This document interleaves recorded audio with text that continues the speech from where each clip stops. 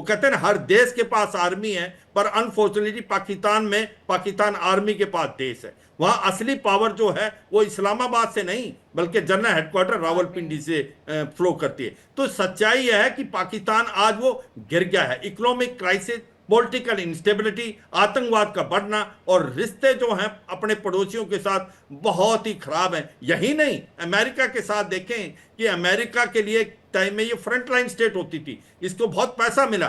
क्या किया इसने? जो पिछली बार डोनाल्ड ट्रंप ने बोला था कि पाकिस्तान ने डबल क्रॉस किया है, जो पैसा हमने दिया $400 मिलियन, वही उसने तालिबान को दिया जो कि हमारे अगेंस्ट लड़ रहा है। तो ये पाकिस्तान का एक प्रकार से असली चेहरा है।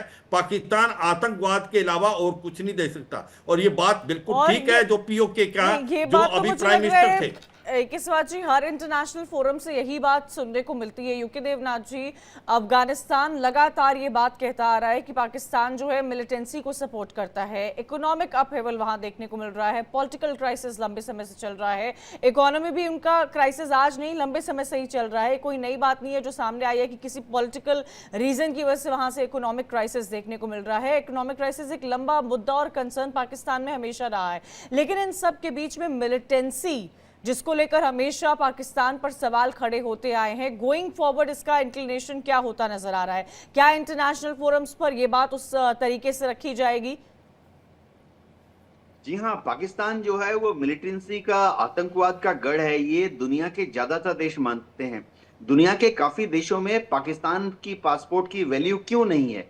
इसलिए नहीं है क्योंकि आधे देशों को डर है कि पाकिस्तान के पासपोर्ट का इस्तेमाल करके अगर उन्होंने किसी को वीजा दे दिया तो वो उनके देश में जाके क्या करेगा? चोरी करेगा, डकैती करेगा, स्मगलिंग करेगा, हो सकता है टेररिस्ट एक्टिविटीज को भी जन्म दे। हाँ, स्कॉटलैंड यार्ड में अगर आप देखें, वो बीच बीच में पिंक स्लिप या सिल्वर स्लिप इशू करते हैं, जिसमें कि दुनिया भर के जितने आतंकी हैं उनको पकड़ने की बात होती है। हैरानी की बात है कि स्कॉटलैंड यार्ड अगर समझिए 100 पिंक स्लिप या सिल्वर स्लिप इशू करता है, तो उसमें से ताज्जुब की बात है कि 100 में से 35 नाम, यानी एक तिहाई जो कल्प्रिट्स होते हैं वो पाकिस्तानी ओरिजिन के हैं, पाकिस्तानी मूल के हैं। ये दर्शाता है कि पाकिस्तान सिर्फ एक ही चीज पैदा कर रहा है अपने यहाँ, दहशतगर्दी, दहशतगर्दी और दहशतगर्दी। टेररिज्म। पाकिस्तान की एडमिनिस्ट्रेशन कितनी चरमरा गई है अब ये तो हमें कल की खबर से मिल गई कि वहां जो न्यूक्लियर पावर प्लांट्स में जो यूरेनियम की खदानें हैं, वहां जो 16 इंजीनियर्स और न्यूक्लियर वर्कर्स काम कर रहे थे उनको टीटीपी ने हाईजैक कर लिया, बंधक बना लिया। इससे बड़ी हास्यास्पद बात क्या हो सकती है कि एक मुल्क अपने न्यूक्लियर साइंटिस्ट को, जो उनके वर्कर्स हैं, उनको सेफ्टी नहीं दे पा रहा है। ये दिखाता है कि उनकी एडमिनिस्ट्रेशन चरमरा गई है। उनका एक ही तरफ ध्यान लगा है, एक तरफ से टैक्स पेयर्स का पैसा लो और उसको भारत में जिहाद, भारत में आतंकवादी कार्रवाइयां अंजाम देने के लिए खर्चा कर दो। और इस बीच में इस मौके का फायदा उठा के उनके जनरल्स लोग बीच में कुछ पैसा भी बना लेते हैं। जी कंचन।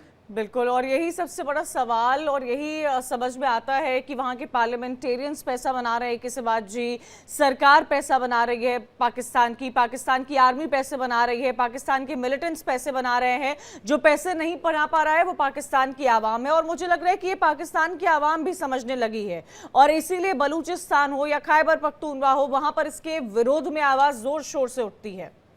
हाँ बिल्कुल, देखो सच्चाई कंचन, देखो अगर आप इंटरनल सिचुएशन देखें तो पाकिस्तान की बहुत हालात खराब हैं। खैबर पख्तूनख्वा के अंदर तारीक तालिबान पाकिस्तान बोल रहा है, बलूचिस्तान में बलूचिस्तान लिबरेशन आर्मी है जो जिसका मार सिंध तक भी है, पंजाब के अंदर भी लोग सड़कों पे हैं, और सबसे इंपॉर्टेंट पीओजे के और गिलगित बाल्टिस्तान जो कि असली में भारत का हिस्सा है, वहाँ पर मुजफ्फराबाद, मीरपुर, कोटली, झांगड़, ददनियाल, बाग और जो पाकिस्तान वाला पुंछ है, वो लोग सड़कों पे आके खड़े हुए। उन्होंने शटर डाउन और चक्का जाम कर दिया। वो कहते हैं भारत में मिलना चाहते हैं। ये जो पीओके के प्राइम मिनिस्टर आप बोल रहे हैं, ये एक प्रकार से ये इस गवर्नमेंट के ये एजेंट हैं, उनके पास और कुछ तो है नहीं। और इसीलिए मैं कहता हूं कि उसको फाइनेंशियल एक्शन टास्क फोर्स अभी उसको ग्रे लिस्ट में डालनी चाहिए। उन्होंने ओन अप किया कि हम जिहाद करते हैं भारत में। तो सच्चाई यह है कि एक सिविल वार की तरफ जा रहा है पाकिस्तान, जिस प्रकार से हालात खराब हैं, और ऐसा लगता है आने वाले समय में इसके 4 हिस्से होंगे, खैबर पख्तूनख्वा, बलूचिस्तान, सिंध और पंजाब, और पीओजे के और गिलगित पाकिस्तान भारत के साथ मिलेगा। अगर आप देखें कंचन आज के हालात क्या है, देखो हो क्या रहा है, जो तहरीके तालिबान पाकिस्तान है उसने वार्न कर दिया है कि हम जो मिलिट्री और सिक्योरिटी इंस्टॉलेशन है उनके पीछे जाएंगे, फौज के पीछे जाएंगे। आप इसको बिल्कुल, अगर कोई भी इनके अंदर काम कर रहा है या गवर्नमेंट इसको सपोर्ट करेगी तो हम उसके ऊपर जाएंगे। कल इन्होंने करीब करीब 16 से 18 के जो साइंटिस्ट और वर्कर्स और सुपरवाइजर जो काम कर रहे हैं पाकिस्तान एटॉमिक एनर्जी में, उसको इन्होंने किडनैप कर लिया।